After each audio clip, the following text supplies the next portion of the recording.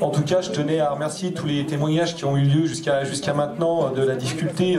que ce soit des sans-papiers ou d'autres personnes, de pouvoir intégrer pleinement et consciemment leur citoyenneté à travers notamment le logement, puisqu'ils l'ont pour la plupart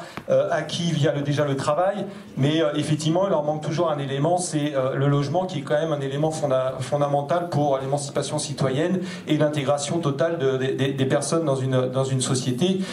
Surtout dans cette période-là où, comme ça a été dit précédemment, on a tendance à opposer malheureusement les victimes de politiques comme des gens qui sont déjà sur place en France et des futurs immigrés ou des futurs réfugiés qui ne sont pas encore arrivés mais qu'il faudra effectivement gérer de la même manière. Et donc on a toujours tendance à voir qu'il y a une opposition, qu'on essaie d'opposer les personnes, alors qu'au contraire on devrait être plutôt dans la convergence et dans le rassemblement systématique, mais on est très loin de ça avec cette politique qui est faite actuellement, qui n'est pas nouvelle et qui existe depuis plus de 50 ans pour le logement et le logement social en général, puisque vous le savez toutes et tous, le logement social est quand même une denrée rare et le gouvernement ne fait rien pour en faire un bien commun qui soit accessible à l'ensemble de la population, et bien au contraire, il en fait non seulement une denrée rare, une marchandise, en aidant, en précarisant le logement social et ceux qui s'occupent du logement social, et en rendant les propriétaires privés un peu vautours.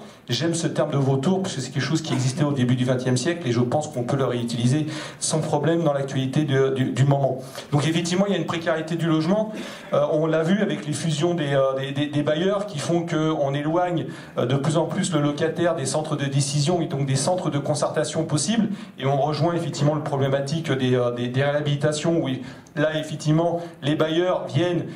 sans même concerter, sans même informer ni quoi que ce soit et disent on fait comme ça et on fait comme si, quand ils ont la possibilité de faire, puisque vous savez que le gouvernement a tendance à ponctionner allègrement dans les caisses non seulement des bailleurs mais même du 1% via Action Logement, mais bon, c'est sa routine, hein. Il ponctionne là où il y a de l'argent, où il pense qu'il y a de l'argent, pour essayer de renflouer ses propres caisses, et ce qui fait que du coup les bailleurs n'ont plus la possibilité soit de rénover, soit de réhabiliter, soit même de faire de l'entretien courant, mais je pense que nous le vivons toutes et tous. Et en plus, il se sucre au passage, puisque vous le savez peut-être pas, mais autant l'État débourse un peu 30 milliards d'euros, je crois de mémoire, ou 34 milliards d'euros, mais via les TVA, les exonérations diverses, il en récupère plus de 70 milliards, c'est-à-dire qu'il s'est fait en plus du beurre sur le logement, c'est-à-dire que c'est une marchandise pour lui, que ce n'est pas du tout un bien commun, et c'est déjà un scandale en lui-même.